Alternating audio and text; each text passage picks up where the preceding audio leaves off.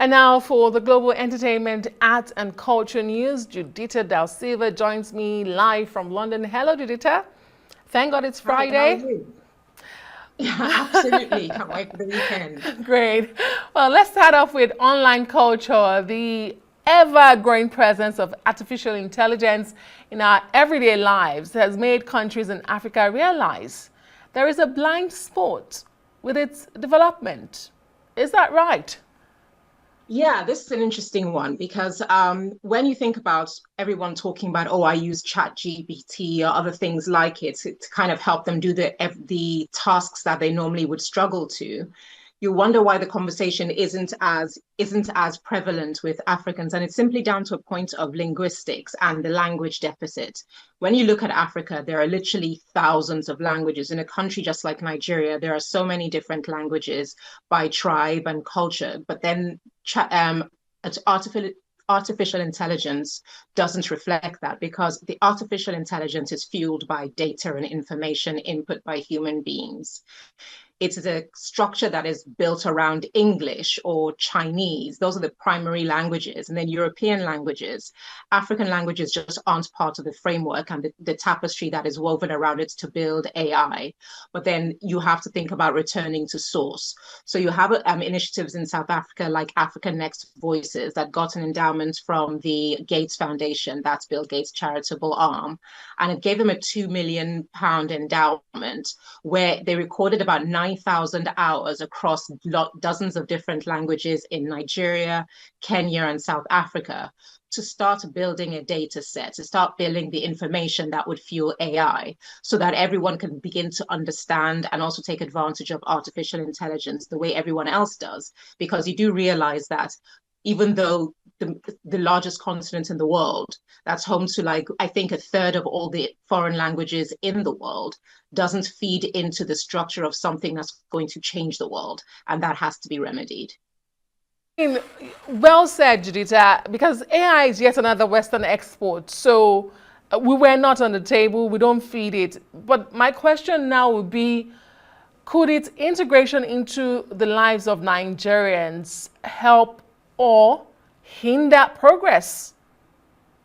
Yeah, I mean, that is always the $1 million question because the fact that when you look at places that are far ahead, like the Japans, the Chinas, the question on everyone's lips now is, will human beings become obsolete? Because the more and more you feed AI, the better and better it becomes, and the better and better it becomes at simulating human beings to the point where the necessity for human beings who have all the fallibility of humanity is no longer an issue because these are machines. So with Africa, when you've got basically where original man came from, the very nature of what makes us great is the nuances of those fallible things, those transient things, those ephemeral things that come with being a human being. So while it is beneficial because it will level the playing field, because when you think of the disparity between rich and poor, the people between rural and urban, something as ubiquitous as the internet, as tech, can kind of level up so many people that it gives everyone more of a chance to elevate the entire nation by having the people at the very bottom not feel so bottom anymore because tech has elevated them. So yes, it's a benefit, but at the same time, there has to always be a wariness about preserving what makes us so special, which comes from the human parts of our culture. Quite reassuring. Let's move to something we are great at. I mean, music. Afrobeats music star Rema has hit another streaming milestone, hasn't he? Yes, he has. So his song Soundgasm just gone over 200 million streams on Spotify.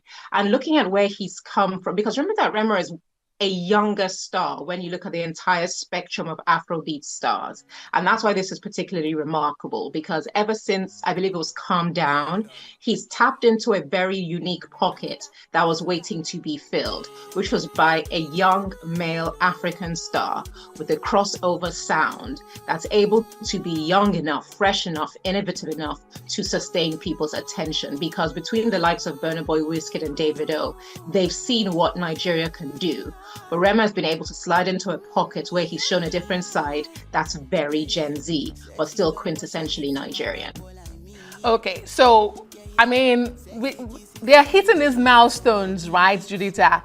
With the popularity of Nigerian artists like Rema on international streaming platforms like Spotify, does that translate to more money? I mean, you would think they would make a lot of more money. Is that the fact? See, so this is the problem now, because again, it goes back to the point we just made.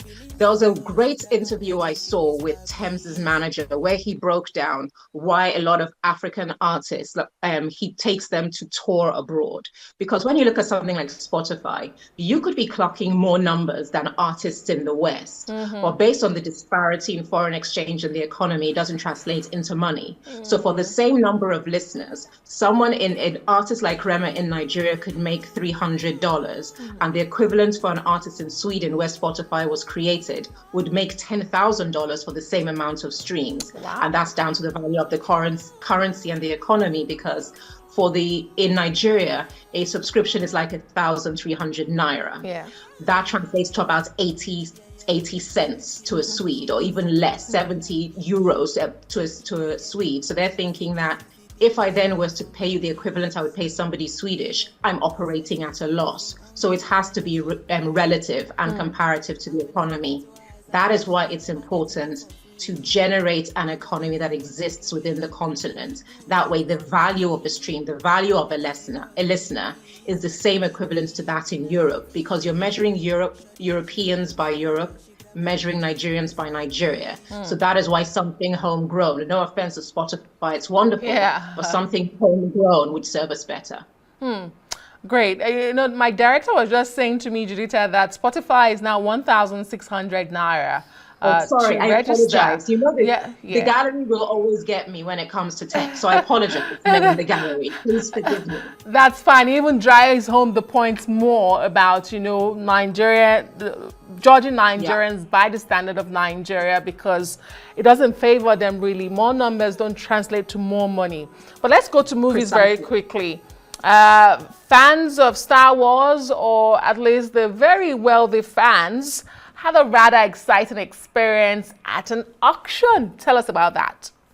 Oh, yes, they did. So, I love Star Wars. So the lightsaber, Darth Vader's lightsaber from the original films back in the 70s, and it's the ones he used in Empire Strikes Back, greatest film ever made, and Return of the Jedi. It went on auction. It's the first time any of the battle sabers from the original trilogy has ever gone on auction. We've had some from the subsequent one that was played by Hayden Christensen, who played Anakin Skywalker, that went for about $12,600. This sold eventually at $2.9 million, and with the actual buyer's fees on top of that, it came through at a $3,654,000, and it's quite a toe curling amount, but it's Darth Vader's lightsaber, Adesua. You might as well be talking about like the Holy Grail, as far as I'm concerned. You should see how you glow talking about Star Wars, Judita. No doubt you love Star Wars. Well, thank you so much for all the juicy details on entertainment and culture from around the globe. Arise correspondent Judita Da Silva there from London with all the global culture and entertainment news. Well, it also brings us to the end of this edition of Newsnight.